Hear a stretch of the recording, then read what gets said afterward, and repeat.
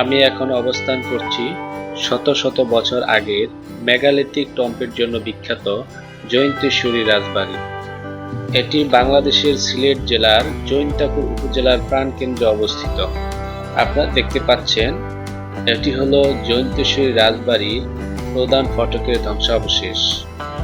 আনুমানিক 16 থেকে 17 শতাব্দীতে নির্মিত এই প্রাচীন স্থাপনার ধ্বংসাবশেষ এখনো জৈন্তা রাজাদের স্মৃতি বহন করে দাঁড়িয়ে রয়েছে। এ বাড়ির সামনের দেয়াল জুড়ে রয়েছে মানুষ সহ বিভিন্ন পশু পাখির অঙ্কিত চিত্র। দেয়ালের সামনে রয়েছে দণ্ডায়মান পাথর এবং পাথরখণ্ড দিয়ে তৈরি বেদি।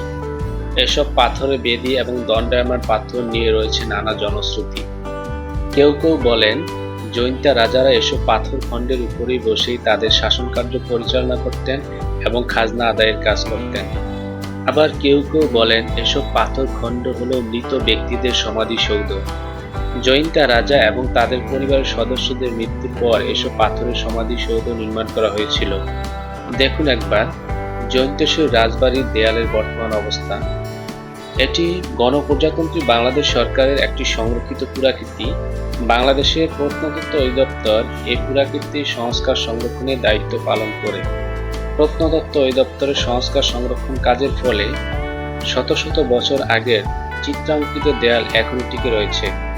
প্রাচীন এ চিত্রকর্ম দেখতে হলে সিলেটের জৈন্তায় আসতে হবে। তাই দেরি না করে সবাই একবার দেখে যান। দেখুন কি চমৎকার কারুকার্য, ঘোড়ার পিঠে মানুষ, দেখুন কত চমৎকার ভাবে অঙ্কন করেছে। চলুন আমরা সামনের দিকে এগিয়ে যাই আর দেখতে থাকি জৈন্তা রাজাদের অঙ্কিত চিত্র। দেখুন হাতির পিঠে মানুষ কিভাবে বসে আছে, দেয়াল চিত্রে শত শত বছর আগে ফুটিয়ে তুলেছিল। একবার ভেবে দেখুন শত শত বছর আগেও আমাদের এই জনপদের মানুষের শিল্পবোধ কত চমৎকার ছিল। আপনাদের অবগতির জন্য জানিয়ে রাখছি, আনুমানিক 16 শতাব্দীতে আজ থেকে 400-500 বছর আগে এই জৈন্তাপুর রাজ্য খাসিয়াদের শাসনাধীন চলে আসে। 1835 সালে ব্রিটিশ শাসন ব্যবস্থা চালু হওয়ার আগ পর্যন্ত এই জৈন্তা রাজ্য স্বাধীনভাবে খাসিয়া রাজাদের শাসনাধীন ছিল বলে জানা যায়। এই রাজবাড়ির ভিতরে প্রবেশের আগে আপনাদেরকে দেয়াল চিত্রগুলো আরো ভালো করে দেখিয়ে নিচ্ছি। দেখুন দেয়ালে ফুটিয়ে তোলা হয়েছে হাতি শিকারের দৃশ্য। কত সুন্দর তাদের শিল্পকর্ম। মাঝখানে হাতি, দড়ি দিয়ে হাতি বাঁধা, সামনে বর্ষা হাতে মানুষ, পিছনে বর্ষা হাতে মানুষ। দেখুন কত চমৎকার। আমরা সামনের দিকে এগিয়ে যাব এবং দেখতে থাকবো প্রাচীন জৈন্তা রাজাদের শিল্পকর্ম। বর্ষা হাতে মানুষ দাঁড়িয়ে রয়েছে। এখানে একটি প্রাণী দেখা যাচ্ছে। ডান দিকে একজন নারীর চিত্র, বাম দিকে অস্ত্র বা খঞ্জর হাতে একজন ব্যক্তি দাঁড়িয়ে রয়েছে। কত সুন্দর, কত চমৎকার ভাবে ফুটিয়ে তোলা হয়েছে সে সময়কার চিত্রকর্ম। আর সামনে দণ্ডায়মান মেগালিথিক টম্ব। আপনাদেরকে বলে রাখছি, মেগা মানে হলো বড়, আর লিথিক মানে হলো পাথরের, টম্ব মানে হলো সমাধিসৌধ। অর্থাৎ পাথরের সমাধিসৌধ জৈন্তা রাজাদের স্মৃতি হয়ে এখনো দাঁড়িয়ে রয়েছে। এতক্ষণ আমরা জৈন্তেশ্বরী রাজবাড়ির বাইরের দৃশ্য দেখলাম। এখন প্রধান ফটক হয়ে রাজবাড়িতে প্রবেশ করছি। কত সুন্দর ভিতরের দৃশ্য। চারিদিকে উঁচু দেয়াল ঘেরা, মাঝখানে কিছু স্থাপনা রয়েছে। একটি হলো সামনের মূল ফটক, আর হলো সামনের দেয়ালের ভিতরের অংশের চিত্র। দেখুন কত সুন্দর। এখানে রয়েছে একটি বিশাল হাতি। হাতির সামনে সম্ভবত এটি হলো একটি বাঘের চিত্র। কত সুন্দরভাবে ফুটিয়ে তোলা হয়েছে। এর ফাঁকে একটু ইতিহাস জানিয়ে রাখি, আনুমানিক 7ম কিংবা 8ম শতাব্দীতে এই জৈন্তাপুর রাজ্য কামরূপ রাজ্যের অধীন ছিল বলে জানা যায়। এর পরবর্তী সময়ে এই রাজ্যটি চন্দ্র ও বর্মন শাসকদের দ্বারা শাসিত হয়েছিল। বর্মনদের পতনের পর এই রাজ্য দেব বংশের শাসনাধীন চলে আসে। জৈন্তা রাজবাড়ির ভিতরে দৃশ্য দেখুন। আমরা এগিয়ে যাচ্ছি সামনের দিকে। সামনে একটি বেদির মতো দেখা যায়। জনশ্রুতি রয়েছে এই বেদির উপরে নরবলি দেয়া হতো। আসলে কি নরবলি না পশু বলি দেয়া হতো এটি নিশ্চিত না। সামনে রয়েছে একটি পুরাতন টিন শেড ঘর। এই টিন শেড ঘরে ওঠার জন্য রয়েছে পাথরের সিঁড়ি। এই পাথরের সিঁড়িগুলো পুরাতন বলে জানা যায়।